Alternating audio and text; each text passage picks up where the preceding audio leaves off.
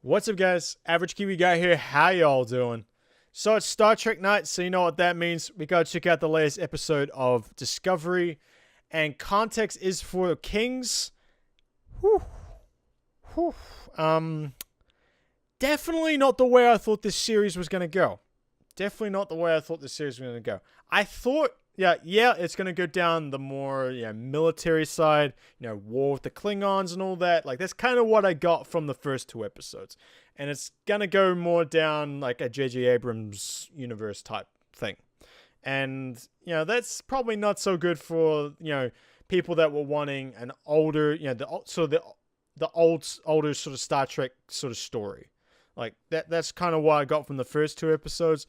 But that was like a separate thing entirely. That was like a prologue. Now we're getting the actual series. And that starts off with we get to see the actual ship. Now, I dig this ship. I like the whole look of this ship. Like the angles, the whole it's sort of like a wedge on the bottom, very it looks like a prototype, right? It looks very prototype, and we find out that it really is a prototype. Like this sort of class of ships was made for essentially a prototype thing, and we'll get to that. And it looks very, very cool. I love the look of it. And like the bridge and everything, just love it. Looks really, really cool. And even like the shuttles, they have like they're really cool looking. Like you wonder why they go back to like the old school looking ones. 10 years later, they like these bloody bricks. Like these are like sleek, very cool shuttlecraft with like racing stripes on the sides. They look very, very cool. I love the look of them. But this whole episode, it had this very dark and mysterious, sort of feel to it. And I think that's the way this series and this era that we're moving into with Star Trek is going to go. This sort of timeline part. This kind of gets set off when we get introduced to the captain. And, we meet Lorca, and he's, talking, with Michael. And, she was on a prisoner transport, and that they sort of go through this storm that has these, like, bacteria or this fungal spores that, like, eat the energy out of the ships, so they always have to clean it off. But the pilot gets, detached, and, they lose the pilot. And miraculously, they get saved by the Discovery.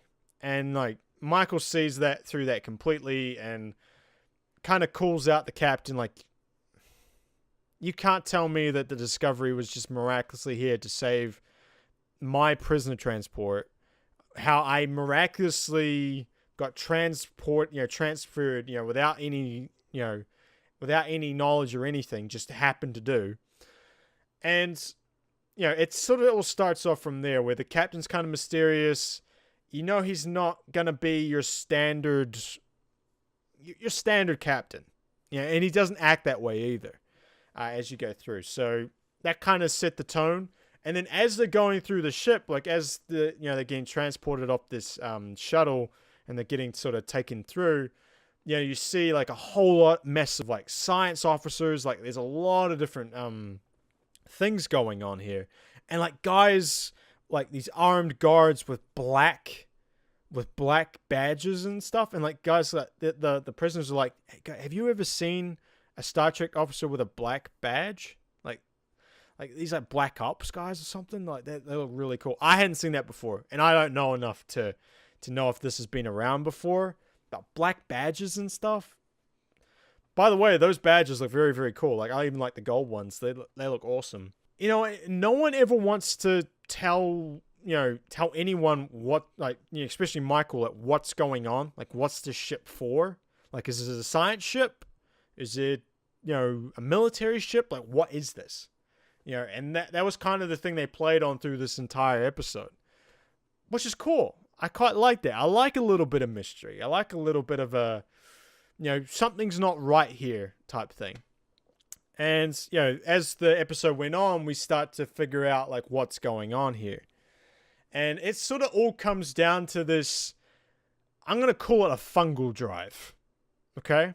It's this sort of space, spores that there's, they come from this, I don't know, this fungus or this organism that lives in the space.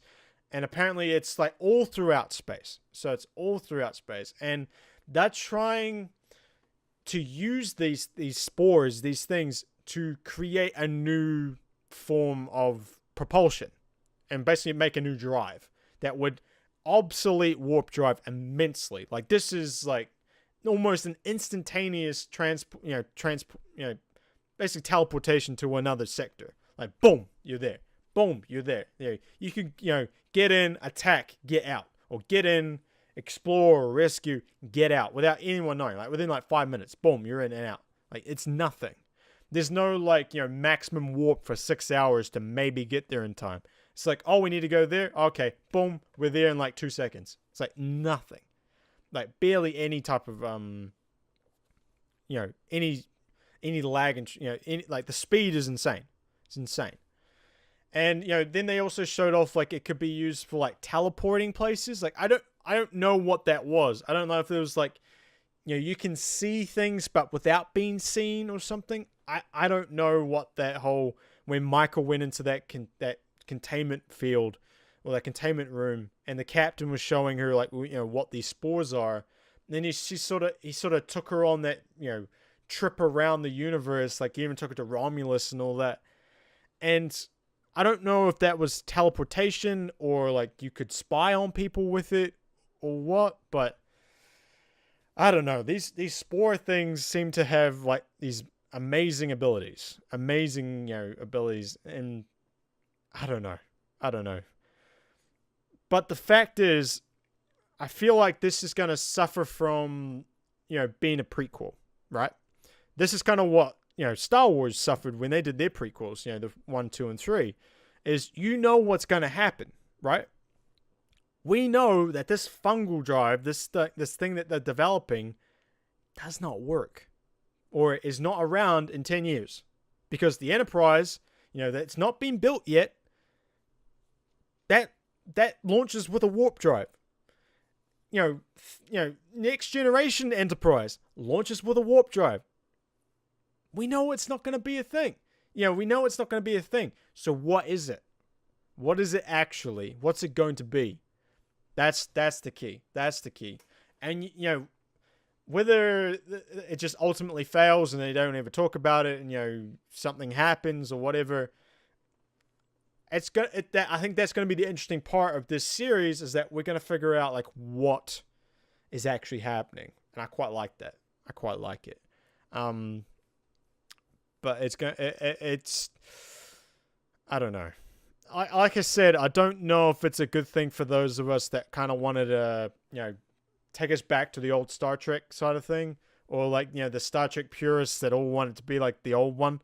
Like, I don't think anyone's going to like that, because the way I'm seeing this is that we're definitely going into a darker era of Star Trek, where this is the era where they were at war with the Klingons. They were doing a lot of stuff that doesn't sit well with what Starfleet was built on, which is, discovery and diplomacy and all that stuff.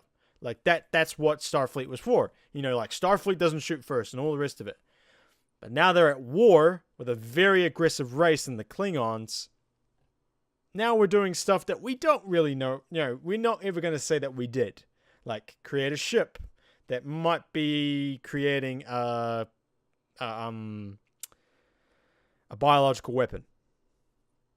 Stuff like that. Like, we don't, maybe we're putting, captains, in charge of very, dangerous experiments that these captains aren't quite stable. Like, maybe they push, they're not, captains that we would be too keen on having out there, unsupervised. But we have to, because we need to beat the Klingons. Like, this is what's happening. So I feel like that's where we're going. We're going into a very dark and maybe desperate side of Starfleet, or time for Starfleet. And, And then 10 years later, when we get the Enterprise, in her 7-year mission, and all about discovery and diplomacy and all that, that's returning to the golden era, back to what Starfleet was built on. This is where what they're thinking. So it's gonna be interesting to see how this series, if it goes that way, or does it get a bit lighter? Like, maybe it's not as mysterious as we're thinking. But it's just what I was picking up. It's just what I was picking up. Obviously we got to meet a lot of new characters. Got to see some recurring ones. We got to see Saru.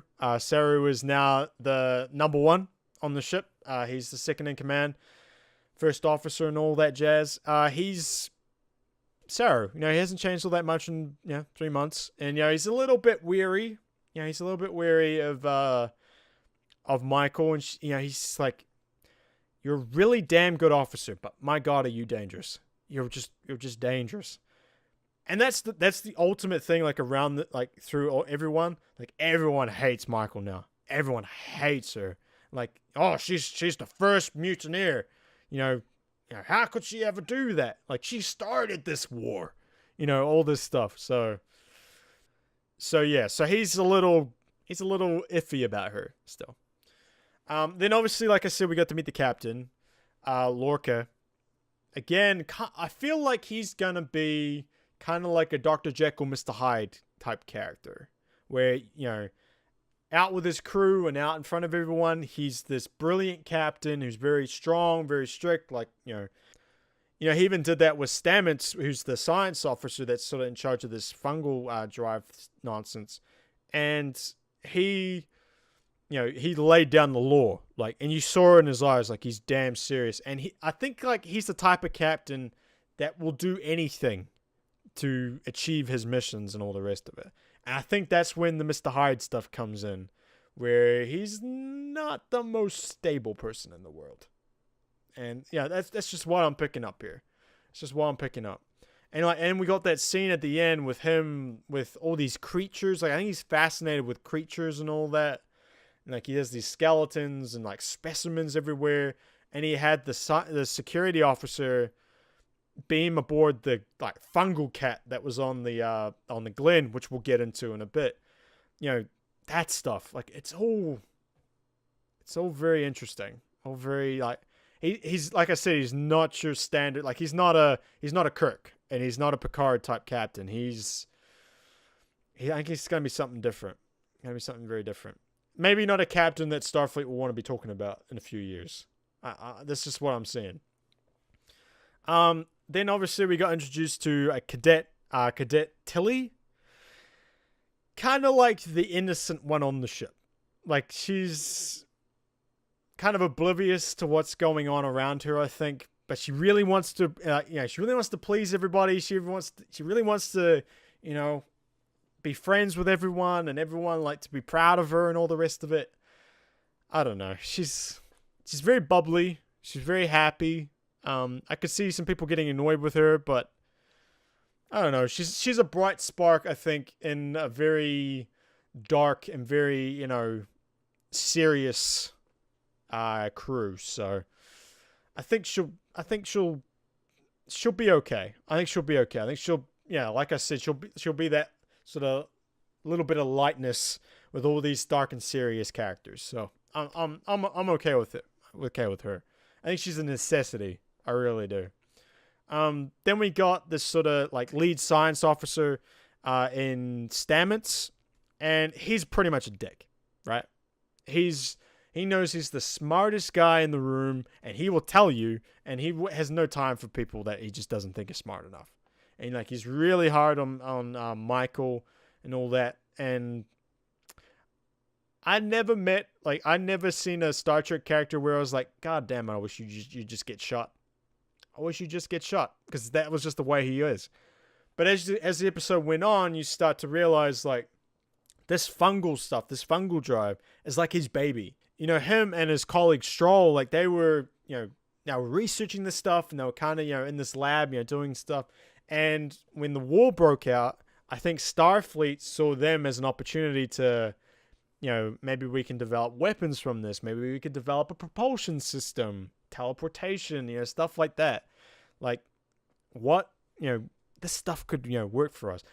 Very, like what a military does, when, wars and all that break out. When they see promising research and stuff, that's why they always give money to researchers.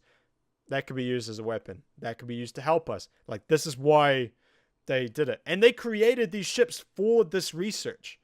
They created Discovery, which has got Stamets on it, and then the Glen, which has Stroll on it. And then obviously that leads to the Calamity on the Glen. But yeah, so he's very protective of this research, and he kind of hates the captain. Like, the captain, he always says like, "Oh, what the captain wills generally happens. Like, you have no say in it." So it's cute that you think that you have a choice. When he's talking to Michael about her just leaving, or her like not wanting to be there. Yeah, I think he's gonna be a character that can kind of like grate on you a little bit, but we'll see how he develops. We also got the head security officer, Landry. She's, from the start, she seemed like your prototypical, tough security officer. She noted the Vulcan martial arts that Michael was using when she beat up the prisoners in the cafeteria. And she kind of looks like she kind of wants to have a sparring match with her, just to, put Michael in her place. But she seems like she's like kind of like the go-to person for the captain if he wants like stuff done on the quiet. Her and Lorca, I think they have a relationship. Like, they've obviously served together for a while, and Lorca trusts her where I don't think he trusts anyone else. Like, she took care of getting that fungal cat thing onto the ship without anyone knowing.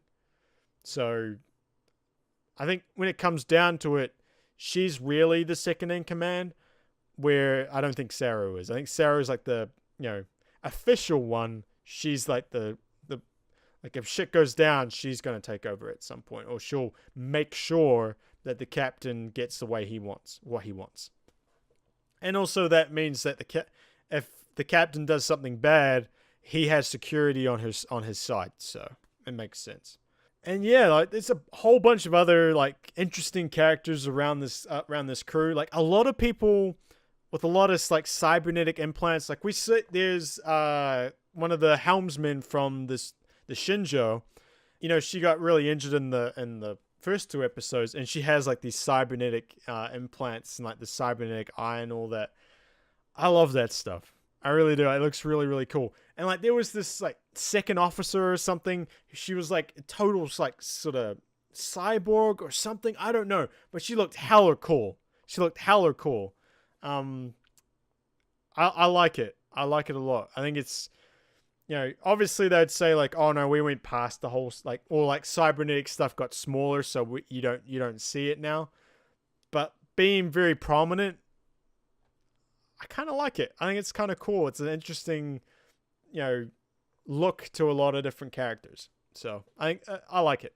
I think it's cool.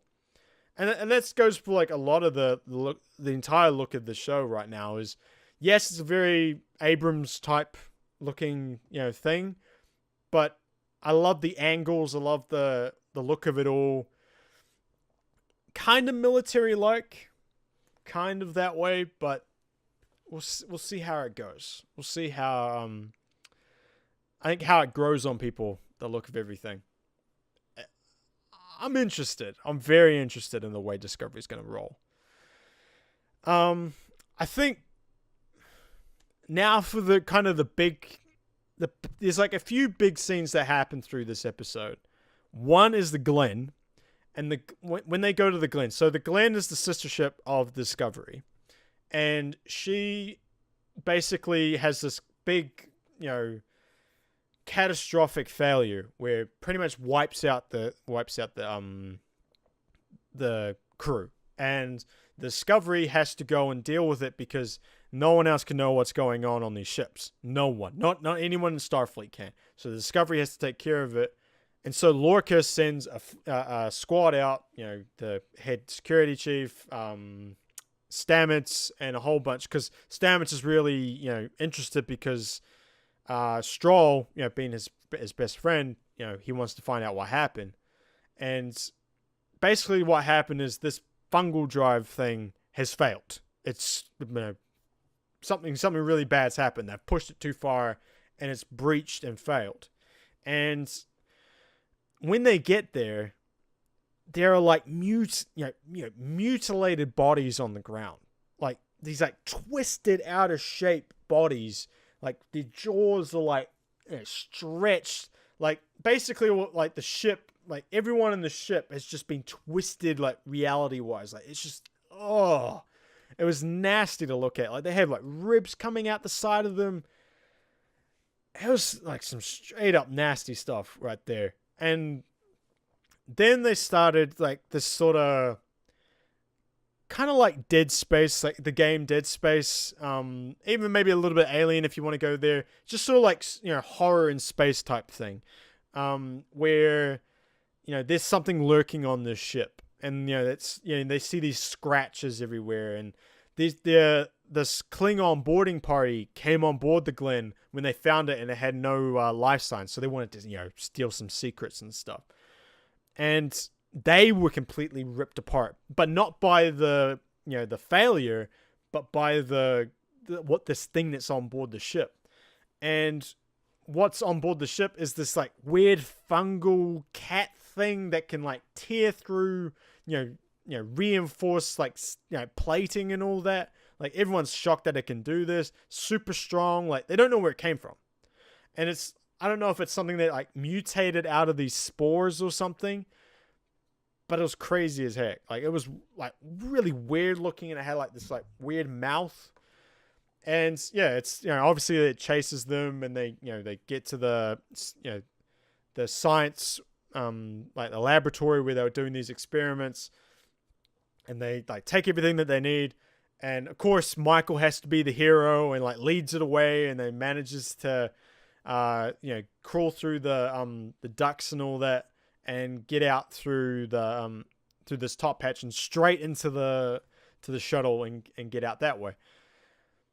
But yeah, that whole scene, like it was very interesting. Like for the third episode of a series, like normally where you're showing off this new ship, you're showing off this new crew, you want to hype all that up. It's kind of a good feeling like type of episode that you would think that they would be doing, but no.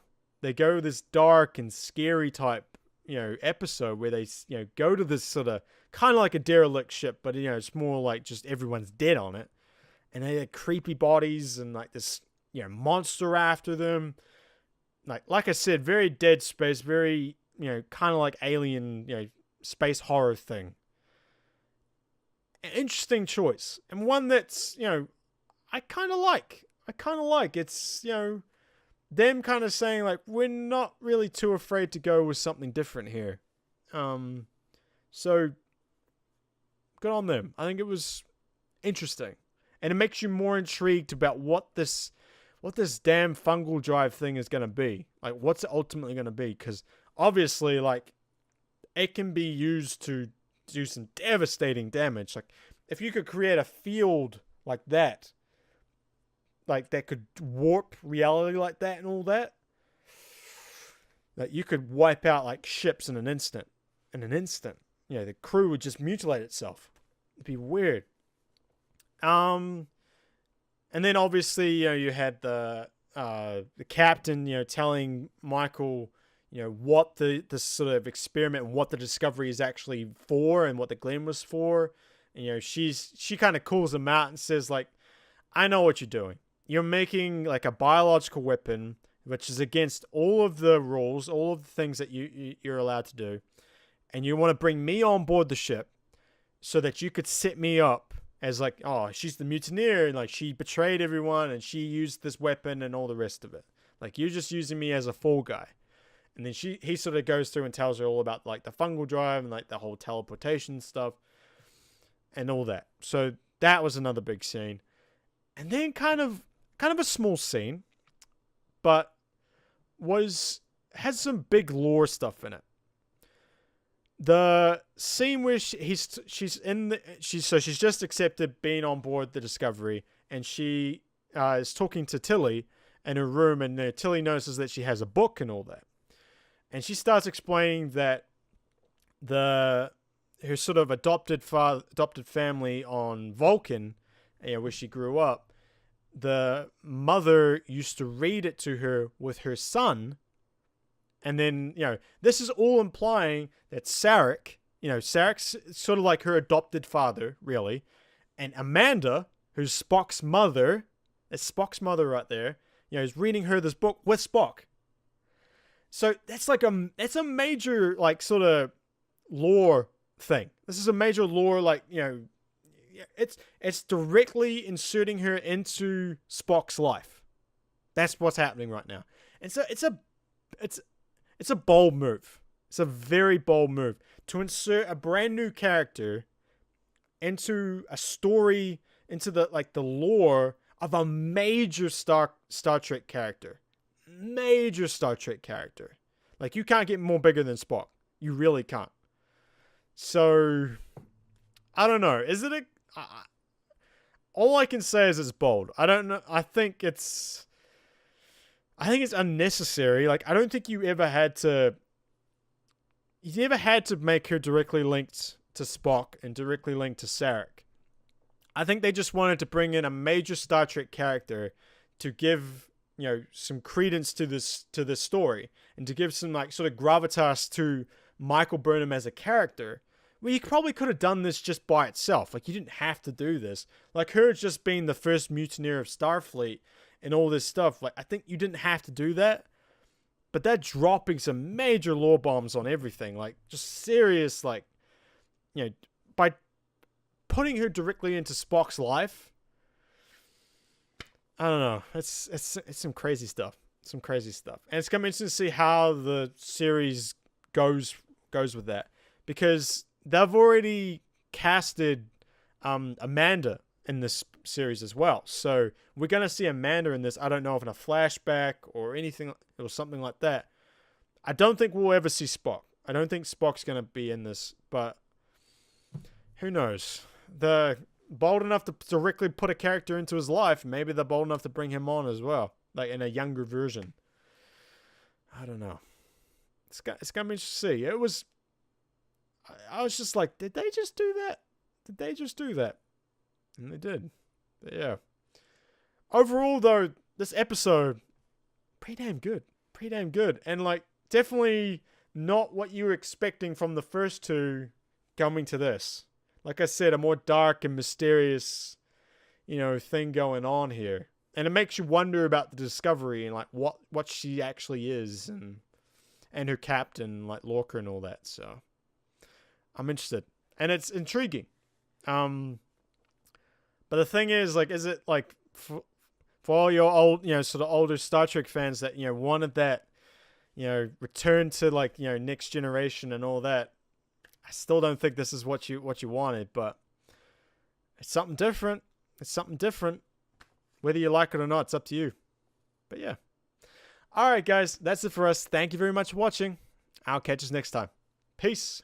Bye.